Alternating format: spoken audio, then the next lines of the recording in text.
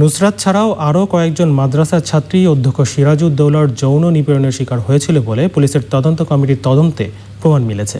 কমিটির সদস্যরা মনে করছেন, মাদ্রাসার গভর্নিং বডি আগের বিষয়গুলো আমলে নিলে হত্যাকাণ্ডের মতো ঘটনা এড়ানো যেত। এনামুল কবির রূপমের রিপোর্ট। যৌন নিপীড়নের মামলায় কারাগারে গেলেও জেলে বসেই নুসরাতকে পুড়িয়ে হত্যার পরিকল্পনা করেন ফেনীর সোনাগাজী মাদ্রাসার অধ্যক্ষ সিরাজউদ্দৌলা। এ ঘটনায় থানার ওসিকে বদলির পর আর কোনো পুলিশ সদস্যের দায়িত্বহীনতা আছে কিনা খতিয়ে দেখতে একজন ডিআইজিকে প্রধান করে তদন্ত কমিটি করে পুলিশ হেডকোয়ার্টার। সরেজমিন তদন্তে উঠে আসে অনেক তথ্য। মাদ্রাসার অধ্যক্ষ সিরাজউদ্দৌলা ইনি শুধু নুসরাতের ঘটনাটি না, এর আগেও অনেক ছাত্রীর সঙ্গে একই ধরনের ঘটনা করেছেন। বিশেষ করে নুসরাতের এক ঘনিষ্ঠ বান্ধবীর ক্ষেত্রে একই ঘটনা ঘটেছিল 6 মাস আগে। সেই ঘটনাটিও মাদ্রাসার গভর্নিং বডির সভাপতি সহ সকলকে জানিয়েছিলেন লিখিত আকারে ভিকটিমের বাবা।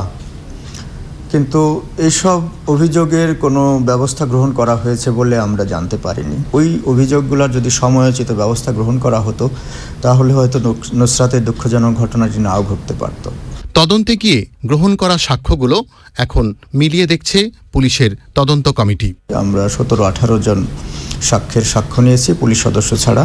আনুষঙ্গিক ডকুমেন্ট যেগুলি সেগুলিও আমাদের রেকর্ডে নিয়েছি।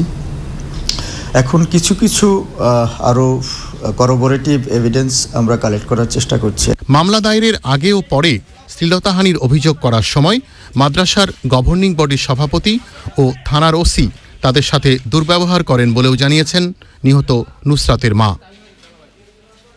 Enamul Kabir Rupam, channel I, Dhaka.